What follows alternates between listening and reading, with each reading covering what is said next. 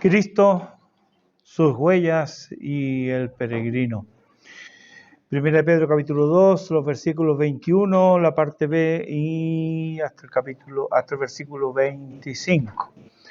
El domingo pasado vimos hasta el 21b, hasta la primera parte.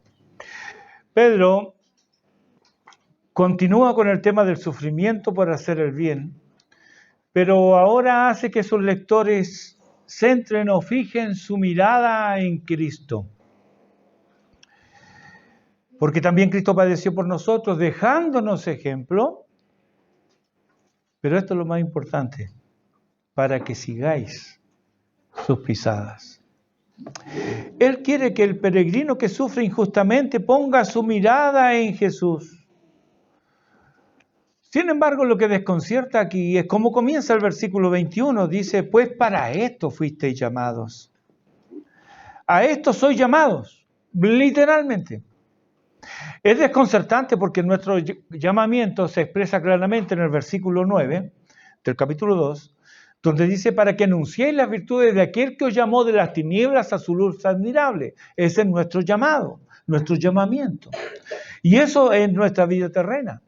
Y en el capítulo 5, versículo 10, nos da la certeza de la gloria eterna, porque dice el apóstol, nos llamó a su gloria eterna en Jesucristo. Entonces, ¿cómo entender esta expresión? A esto sois llamados. Job, capítulo 5, versículo 7, dice, pero el hombre nace para la aflicción, como las chispas se levantan para volar por el aire. Y en el Salmo 34, 19, David nos recuerda que muchas son las aflicciones del justo. Sí, oíste bien. Muchas son las aflicciones del justo. Oigamos con atención el Salmo 88. Es un salmo de Hemán. Es un poema contemplativo o didáctico, es instrucción. Eso es lo que significa masquil. Cuando usted lea en el encabezamiento del salmo masquil, esto es una instrucción. O se usaba como instrucción, algo didáctico. En el título también podemos encontrar indicaciones musicales. Debía ser cantado con acompañamiento de flauta. Pero, atención aquí, era una canción para ocasiones tristes. ¿Cómo lo sabemos? Porque ahí dice Mahalat, para canciones tristes. Y se lo voy a leer de la Sociedad Bíblica Trinitaria, la versión de ellos, el Salmo 88.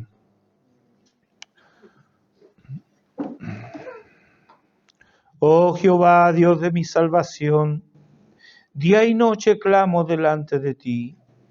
Llegue mi oración a tu presencia, inclina tu oído a mi clamor, porque mi alma está harta de males y mi vida se ha acercado al sepulcro. Soy contado con los que descienden al hoyo. Soy como hombre sin fuerza, dejado entre los muertos, como los pasados a espada que yacen en el sepulcro, que no te acuerdas más de ellos y que son cortados de tu mano. Me has puesto en el hoyo profundo, en tinieblas, en profundidades. Sobre mí reposa tu ira y me has afligido con todas tus olas. Has alejado de mí a mis conocidos. Me has puesto por abominación a ellos. Estoy encerrado y no puedo salir. Mis ojos se enfermaron a causa de mi aflicción. Te he invocado, oh Jehová. Cada día he extendido a ti mis manos. ¿Mostrarás tus maravillas a los muertos? ¿Se levantarán los muertos para alabarte? ¿Será contada en el sepulcro tu misericordia o tu fidelidad en la perdición? ¿Serán conocidas en las tinieblas tus maravillas y tu justicia en la tierra del olvido?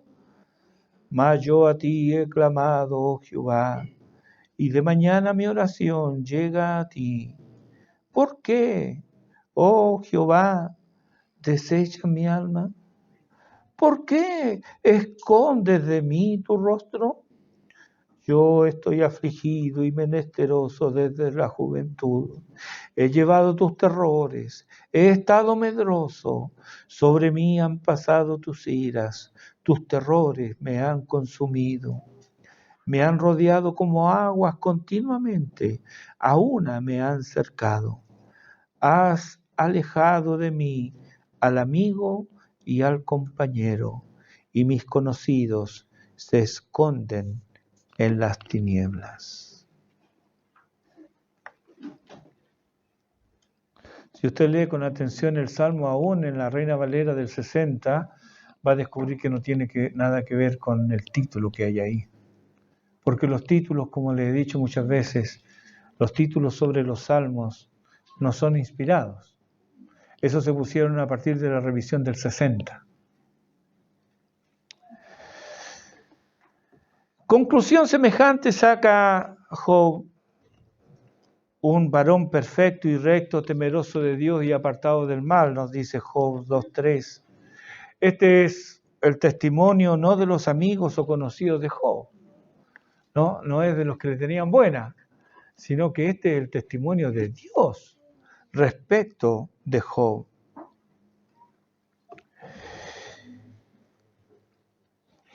Y este Job dice en el capítulo 19, versículo 9, versículo 19, dice: todos mis íntimos amigos me aborrecieron, y los que yo amaba se volvieron contra mí.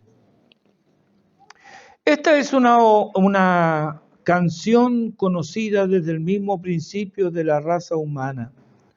En el seno de la primer familia, el sufrimiento fue por el luto del hijo justo, Abel. Él hizo bien y lo mató su hermano, voluntarioso y lleno de envidia. Es que el pecado trae consigo aflicción y la tierra está contaminada por el pecado del hombre. Desde entonces se cumple a cabalidad lo que Pablo le dice a Timoteo en su segunda epístola, capítulo 3, versículo 12, y también todos los que quieren vivir piadosamente en Cristo Jesús padecerán persecución.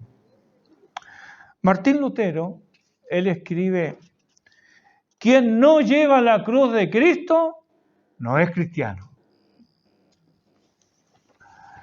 Thomas Brooke, un puritano inglés del siglo XVII, escribiendo sobre la aflicción, dice: Dios, que es infinito en sabiduría e incomparable en bondad, ha ordenado aflicciones. Sí, muchas angustias vienen marchando por todos lados hacia nosotros. Así como nuestras misericordias rara vez vienen solas, así nuestras cruces. Por lo general, vienen una detrás de la otra. Son como las lluvias de abril, apenas termina una cuando viene la otra. Pero cristianos, sigue diciendo él, es misericordia, es abundante misericordia, que toda aflicción no sea una ejecución y que toda corrección no sea una condenación. Cuanto más se elevaban las aguas, más cerca se elevaba el arca de Noé al cielo. Y cuanto más aumentan tus aflicciones, más se elevará tu corazón al cielo. Ya que el sufrimiento es el compañero indeseado del hombre, permita el Señor que el sufrimiento que vivamos sea entonces por hacer bien, por hacer lo recto, por permanecer del lado de la verdad, por hacer la voluntad de Dios. Y es a estos hombres y mujeres que sufren por hacer lo correcto, no ante sus ojos, que sufren amargura no por inclinaciones sentimentales, sino por permanecer fieles y firmes ante el Señor y su palabra, que el apóstol les insta a elevar sus miradas y ver más allá de sus circunstancias para ver y considerar al Cristo sufriente. Y mediante esta contemplación experimentar una renovación de su actitud y disposición. Porque, hermanos, ¿No es verdad que caemos presas del desánimo? ¿Sí? Versículo 21. Porque también Cristo sufrió por nosotros. Esta es una verdad evidente. Todo creyente sabe del sufrimiento de Cristo por nosotros. Y Pedro citará uno de los pasajes del Antiguo Testamento más conocidos y más explícitos acerca del sufrimiento del bendito Hijo de Dios por nosotros. Pero tal vez con el gozo que resulta de la gratitud por el acto redentor, nos olvidamos de la advertencia que el mismo Señor ha hecho en Juan 13:16. De cierto os digo, el siervo no es mayor que su Señor, ni el enviado es mayor que el que le envió. Y para que no haya equívocos en cuanto a qué quiso decir el Señor, repite el concepto en Juan 15:20. Acordaos de la palabra que yo os he dicho. El siervo no es mayor que su Señor. Si a mí me han perseguido, a vosotros también os perseguirán. Ambas frases las dijo el mismo día. Una en el lugar donde comieron la Pascua, la otra en el huerto poco antes de ser apresado. En la mesa del banquete hubo uno que comía, mas no participaba de los sentimientos allí expresados. Y en la intimidad del huerto de oración se reveló el causante de tanto dolor. Esto sufrió Cristo ahí. Él sabía todo de antemano. Sabía quién le iba a entregar. Sabía que el resto, aunque le amaba, el sentimiento de seguridad podría más en ellos y que lo dejarían solo. Sabía que lo desconocerían y lo negarían. Sabía de la soledad infinita que le aguardaba. Sabía la injusticia que contra él se cometería. Él sabía de las humillaciones, el flagelamiento y la cruz, la vergonzosa cruz. Sabía todo esto. Sin embargo, ¿cómo trató al que lo entregó? Jesús no lo apartó del grupo. Le dio poder y autoridad igual que a los otros discípulos. Él fue testigo privilegiado de milagros y portentos divinos. Por Juan 13:21 vemos que le dio la oportunidad de volverse atrás de su actuar impío y lo protegió de la animadversión y enojo del resto de los discípulos. Ninguno de los discípulos sabía quién lo iba a entregar. Jesús sí sabía, pero no lo dijo. Por el versículo 28 de Juan 13 vemos que nadie, solo Judas, entendió la gravedad de la situación. Y en el versículo 30 vemos que él deja el salón iluminado de la comunión para salir a las tinieblas de afuera. Fue su elección. Y en la oscuridad de la noche, cuando la traición se consumaba, Jesús tiene una palabra amable para este ser deleznable. Mateo 26:50 lo registra, le dice: amigo, ¿a qué vienes? Pedro fue testigo privilegiado de todo esto. Y nos dice que todo ese sufrimiento fue por nosotros, para dejarnos ejemplo, para que sigamos sus pisadas. Entonces, no solo somos llamados a sufrir por hacer bien, sino a responder a ese sufrimiento como lo hizo el Señor. La palabra traducida a ejemplo nos da la idea de algo calcado, como cuando los niños aprenden a hacer sus primeros trazos, siguiendo un trazo débil previamente marcados. A ese concepto une sigáis sus pisadas. Esto es, seguir muy de cerca, de modo tal que pongo los pies en la huella que está directamente ante mí y que Él acaba de dejar. No es seguir de lejos, como cuando Pedro siguió a Jesús hasta dentro del patio del sumo sacerdote. Él lo siguió, sí, pero de lejito. Sino que la idea la expresa mejor Marcos 16:20, cuando dice, confirmando la palabra con las señales que le seguían. Esto es, a la palabra inmediatamente estaba la señal. Ese es el concepto de seguir. Ahora Pedro ejemplifica lo que debiera ser nuestra actitud ante el sufrimiento injusto, citando ampliamente la profecía de Isaías 53. Versículo 22 dice, el cual no hizo pecado, ni se halló engaño en su boca. Es una cita de Isaías 53:9. Aunque nunca hubo maldad, dice el profeta, ni hubo engaño en su boca. Lo que Isaías le asigna al siervo de Jehová, Pedro, inspirado por el Espíritu Santo, señala sin duda alguna a Cristo. Pedro ya nos ha dicho que Jesús era un cordero sin mancha y sin contaminación, capítulo 1, 19. En Hechos 10:38 afirma que éste anduvo haciendo bienes. Y en Juan 6:68 afirma de Jesús, tú tienes palabras de vida eterna. ¿Sí? Nunca hubo maldad en él. Él sufrió, sí, pero no porque tuviera pecados. Era sin mancha, sin pecado. Y dado que no tenía pecados propios, pudo llevar sobre sí los pecados ajenos. Versículo 24, quien llevó él mismo nuestros pecados en su cuerpo sobre el madero. El versículo 23 de Primera de Pedro 2 dice, quien cuando le maldecían no respondía con maldición, cuando padecía no amenazaba, sino encomendaba la causa al que juzga justamente. Esto se corresponde con Isaías 53:7. Angustiado él y afligido, no abrió su boca, como cordero fue llevado al matadero y como oveja delante de sus trasquiladores, enmudeció y no abrió su boca.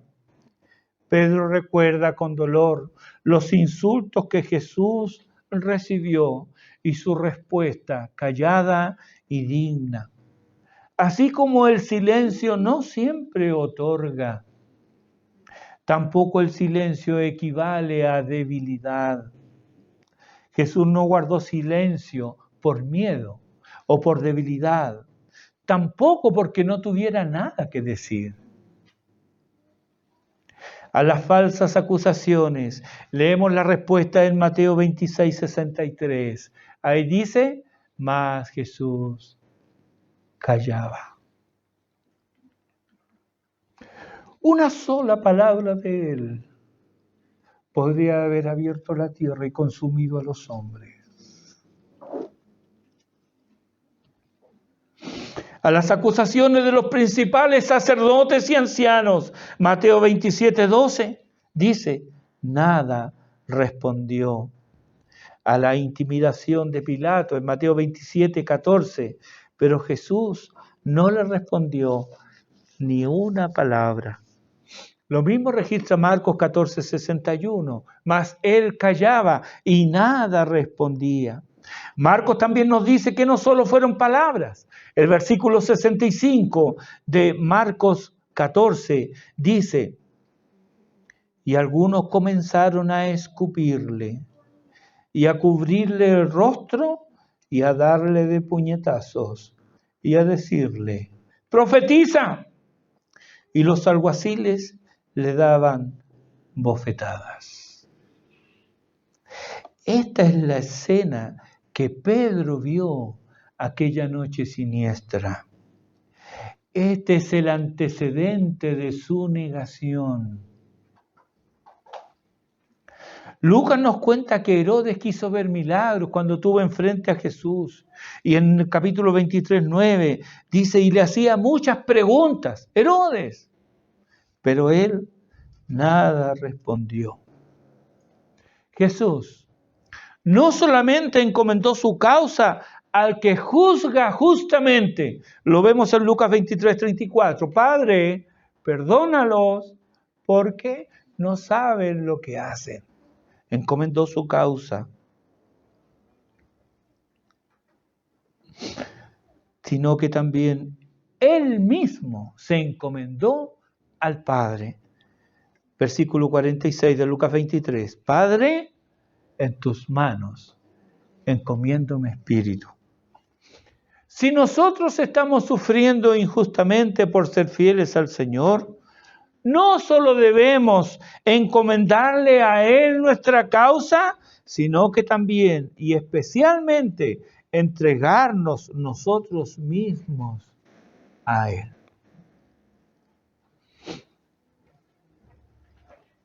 Porque Él sufrió por nosotros, para que nosotros sigamos sus pisadas. Él encomendó su causa y se encomendó Él mismo al Señor. Lo mismo debemos hacer nosotros. Versículo 24. ¿Quién llevó Él mismo nuestros pecados en su cuerpo sobre el madero, para que nosotros, estando muertos a los pecados, vivamos a la justicia? En este texto es evidente que Pedro usa intencionalmente términos del Antiguo Testamento referente a los sacrificios, particularmente al sacrificio o ofrenda por el pecado. En Levítico 4 podemos verlo en los versículos 4, 15, 24, 29 y 33. Te animo luego a leer en tu hogar los capítulos 4 al 7 del libro del Levítico. De aquí salen las expresiones tan usadas en el Antiguo Testamento como en Números 14:34, llevaréis vuestras iniquidades. O Ezequiel 4:6, y llevarás la maldad de la casa de Judá. O Ezequiel 18:19, el hijo no llevará el pecado de su padre, entre otros textos. Este es el mismo término que Pedro aplica aquí a Cristo. Él mismo tomó, Cristo, consciente y voluntariamente, todos nuestros pecados y los llevó sobre su cuerpo en el madero. En los sacrificios del Antiguo Testamento, los pecados eran puestos sobre la víctima. Aquí la víctima es el mismo Hijo de Dios. En Hebreos 10:10 nos dice, en esa voluntad somos santificados mediante la ofrenda del cuerpo de Jesucristo, hecha una vez y para siempre. Hay diversos aspectos que se realzan de la expresión su cuerpo sobre el madero, puesto que esta elevación en Hechos 5:30 nos habla del oprobio, en Hechos 10:39 del suplicio infamante y aún de la maldición en Gálatas 3:13. Todo esto lo podemos ver en el hecho de ser levantado. La víctima, que era cargada de los pecados del pueblo, sufría una muerte cruel y una separación. Lo encuentras esto en Levítico 16. La víctima llevaba o eran puestos sobre ella los pecados del pueblo antes de morir, significando con ello que todos nuestros pecados fueron puestos sobre Jesucristo, no cuando Él estaba en la cruz, sino que Él subió a la cruz con todo el peso y la carga de nuestros pecados. Continúa Pedro diciendo que la muerte de Cristo no solo nos libra de la condenación que pesaba sobre nosotros a causa de nuestros pecados, sino que también nosotros, estando muertos a los pecados, vivamos a la justicia. Aquí tenemos el doble fin de la muerte de Jesucristo por nosotros. Por un lado, la expiación de nuestros pecados y la reconciliación con Dios. Eso es consecuencia de la muerte de Cristo. Pero por otro, la liberación de la esclavitud de la carne, la muerte al pecado, la libertad de vivir para la justicia. Vueltos a la comunión con Dios, fuente de toda vida, fuente de toda santificación, de toda justicia, el peregrino toma de Él esta nueva vida que le da libertad de la servidumbre interna, la servidumbre a su naturaleza pecaminosa, la servidumbre a la carne. Este es el sentido del versículo 11 del capítulo 2 de Primera de Pedro, que tanto hemos hablado, que os abstengáis de los deseos carnales que batallan contra el alma. Esto es hacer morir gradualmente el viejo hombre, el hombre de pecado. Colosenses 3:5 nos lo dice, haced morir pues lo terrenal en vosotros. En un sentido más extensivo, en la llamada de atención de Pablo a los Gálatas en 5:1, les dice, estad pues firmes en la libertad con que Cristo nos hizo libres y no estéis otra vez sujetos al yugo de esclavitud. No, hermanos, ni por un momento debo consentir en ser esclavo nuevamente, porque la muerte de Cristo en la cruz del Calvario me hizo libre de esa esclavitud. Esta concepción de libertad es la que Pablo desarrolla en Romanos 6, especialmente los versículos 2, y te leo de los versículos 12 al 18. Dice Pablo ahí en Romanos 6, no reine pues el pecado en vuestro cuerpo mortal, de modo que lo obedezcáis en sus concupiscencias, ni tampoco presentéis vuestros miembros al pecado como instrumentos de iniquidad, sino presentaos vosotros mismos a Dios como vivos de entre los muertos y vuestros miembros a Dios como instrumentos de justicia. Porque el pecado no se enseñoreará de vosotros, pues no estáis bajo la ley, sino bajo la gracia. ¿Qué pues? ¿Pecaremos porque no estamos bajo la ley, sino bajo la gracia? En ninguna manera. ¿No sabéis que si os sometéis a alguien como esclavos para obedecerle, sois esclavos de aquel a quien obedecéis, sea del pecado para muerte, o sea de la obediencia para justicia?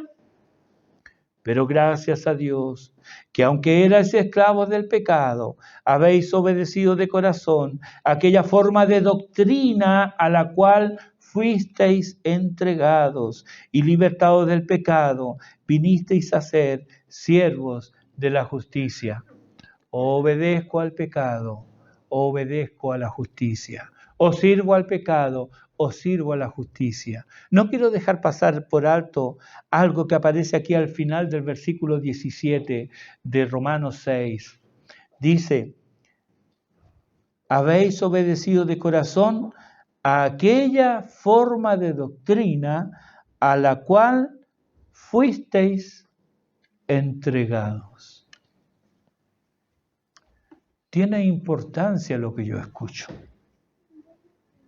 Tiene importancia la congregación en la cual estoy, porque ello me está indicando la doctrina a la cual estoy siendo entregado. Muchos hoy día no tienen idea de lo que es iglesia, no tienen idea de lo que es comunión. ¿Por qué? Porque han sido entregados a una forma de doctrina que es ajena a la palabra de Dios. Cuando vinimos al Señor, somos entregados a una forma de doctrina. Esa doctrina la aprendemos de alguna manera. ¿Y si estamos en un lugar donde nos enseña? ¿Y si estamos donde la doctrina es tergiversada? Eso es lo que vamos a aprender y así vamos a andar. Y es mucho más difícil desaprender algo que aprender algo nuevo. Por eso nos cuesta andar. Porque debemos desaprender muchas cosas que hemos adquirido en esa forma de doctrina en la cual por años anduvimos. Ahora, hay otro aspecto en este ser levantado sobre el madero digno de considerar. Esto lo dijo el mismo Jesús en Juan 12:32.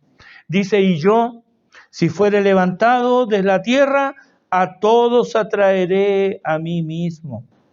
A lo que Juan añade en el versículo 33, y decía esto dando a entender de qué muerte iba a morir. Esto Jesús se lo había anticipado privadamente a Nicodemo. En Juan 3:14 le dijo, y como Moisés levantó la serpiente en el desierto, así es necesario, así debe ser, es más enfático, que el Hijo del Hombre sea levantado. Nicodemo conocía esta historia. Él sabía que esto estaba en Números 21. Y en el versículo 9 dice de Números 21, y Moisés hizo una serpiente de bronce y la puso sobre un asta. Y cuando alguna serpiente mordía a alguno, miraba a la serpiente de bronce y vivía. Hay aquí una comparación exquisita que debe llenar nuestros corazones de gratitud incontenible. Porque todos los hombres han sido mordidos, inoculados con el veneno del pecado. Todos están condenados a morir de una agonía lenta y dolorosa. No hay antídoto a ese veneno, ni cura para esas llagas putrefactas dejado por la mordedura ponzoñosa. No es solamente su cuerpo el que se corrompe. Isaías 1 dice, toda cabeza está enferma, todo corazón doliente. Es decir, los pensamientos, los sentimientos han sido afectados por la ponzoña mortal. Sigue diciendo Isaías, no hay en él cosa sana, sino herida, hinchazón y podrida llaga. ¿Cuál es el remedio de Dios? Nicodemo oyó de labios del mismo Cristo la verdadera interpretación y aplicación de este texto. Lo lleva a considerar al Mesías al mencionarle al Hijo del Hombre en la profecía de Daniel. Es que Él es el Redentor, Él es el Libertador. Y Dios había dispuesto que Él sea levantado y hecho por nosotros maldición, dice Pablo en Gálatas 3:13, y a semejanza de la serpiente, para que cualquiera, sin importar dónde esté, sin importar la intensidad de la mirada, eleve sus ojos al Calvario, y al igual que el israelita en el desierto, que al mirar la serpiente vivía, así también, dice Jesús en Juan 3:15, para que todo aquel que en él cree no se pierda, mas tenga vida eterna. Aquí aún la fe débil, pero sincera, puesta en el Señor Jesucristo, obtiene verdadera salvación. No se trata de mi fe, se trata del Salvador. Isaías 45:22 nos dice, mirad a mí y sed salvos todos los términos de la tierra. Creo que Pedro está pensando en estas cosas al terminar la frase del versículo 24, y por cuya herida fuisteis sanados, que se corresponde con Isaías 53:5, mas el herido fue por nuestras rebeliones, molido por nuestros pecados, el castigo de nuestra paz fue sobre él, y por su llaga fuimos nosotros curados. Pedro vuelve a recordarnos el castigo y misericordia sufrido por Jesús, del cual él fue testigo, según lo vemos en Marcos 14. Sin duda también recuerda su negación en la hora crucial, su pecado atroz, su propia herida. Pero haya consuelo en la profecía de Isaías, donde el profeta nos dice que ese sufrimiento fue por nosotros. Ese sufrimiento fue por Pedro, pero también fue por ti y fue por mí. Fue por nosotros. Se atribuye a Teodoro, un erudito del siglo VII, la siguiente frase, que creo ilumina aún más el punto tratado. Dijo él, nuevo y extraño método de curar. El médico sufrió el costo y el enfermo recibió la curación. Por sus llagas fuimos nosotros curados. Tus llagas han sido limpiadas y vendadas. ¿Han sido curadas tus heridas? De ser así, entonces el versículo 25 expone otra verdad para nosotros. Dice el versículo 25 de 1 de Pedro 2. Porque vosotros erais como ovejas descarriadas, pero ahora habéis vuelto al pastor y obispo de vuestras almas. Este texto se corresponde con Isaías 53:6. Todos nosotros nos descarriamos como ovejas. Cada cual se apartó por su camino. En ambos textos destaca la condición general de la humanidad. La excepción son aquellos que se han vuelto. Pedro no dice que estamos descarriados, dice que así estábamos. Éramos como ovejas abandonadas a su propia suerte. Estas ovejas abandonadas a sí mismas son las más débiles, las más miserables criaturas, expuestas a todos los peligros, no solo de depredadores, sino aún de ingerir alimento tóxico o de morir de sed.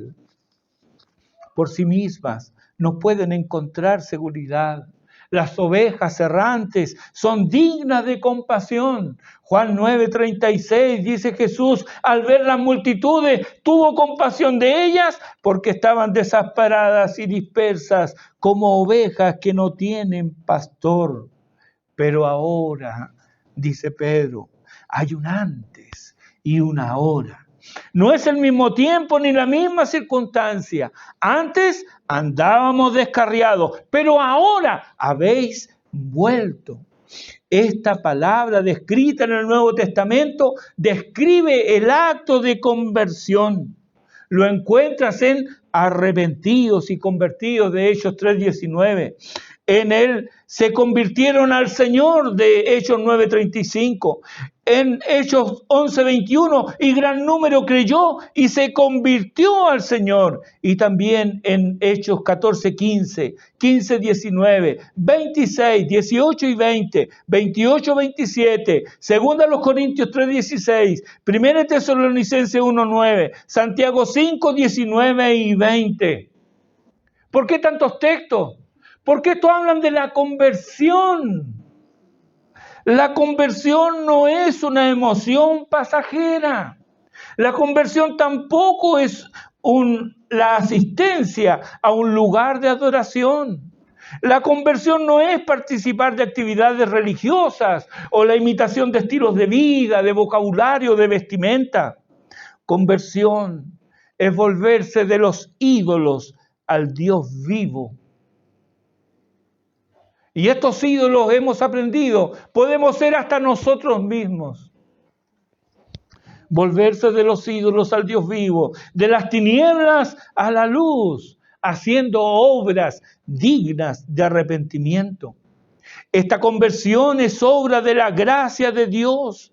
Es Él quien nos reconduce a aquel que aquí Pedro llama pastor y obispo de vuestras almas, es decir, a Jesucristo. ¿Ha sido así contigo? ¿Te has convertido? Los sufrimientos de Cristo tuvieron y tienen propósitos redentores. Es por su sufrimiento, muerte y resurrección que nosotros somos salvos. Hemos sido llamados a sufrir, pero nuestro sufrimiento no es redentor. Nosotros no sufrimos para ser salvos, ni para hacer salvos a otros. En el sufrimiento seguimos la huella de cerca, muy cerca de nuestro bendito Salvador. ¿Dónde estoy pisando ahora? Él ya estuvo ahí. Él conoce mi situación. Él sabe de mi dolor. Él me acompaña en el sufrimiento, enjuga mis lágrimas y cura mis heridas. En el sufrimiento es cuando más cerca de Dios camino, cuando experimento más íntimamente su dulce compañía. Es allí que se me abre el cofre de los tesoros de las Escrituras y puedo entender lo que antes desconocía. Dice Thomas Brooks que Lutero no pudo entender algunos salmos hasta que fue afligido. Y dice Lutero que la cruz de Cristo no es una cartilla, la lección de un libro. No es una cartilla, pero me ha enseñado más que todo el abecedario. Sigue diciendo Brooks, las aflicciones son la llave de oro con la cual el Señor abre el rico tesoro de su palabra a las almas de su pueblo. En medio del sufrimiento podemos confiar en el Señor. Termino con una frase de Spurgeon, que ha sido fuente de consuelo para mí en estos días. Él dice: sería una experiencia muy aguda y difícil para mí pensar que tengo una aflicción que Dios nunca me envió, que la copa amarga nunca fue llenada por su mano, que mis pruebas nunca fueron medidas por Él y no enviadas a mí por su disposición de su peso y cantidad. Ese es nuestro Dios. Regocijémonos entonces. Regocijémonos entonces en que hemos vuelto al pastor y obispo de nuestras almas. Con él, el peregrino está seguro. Oremos.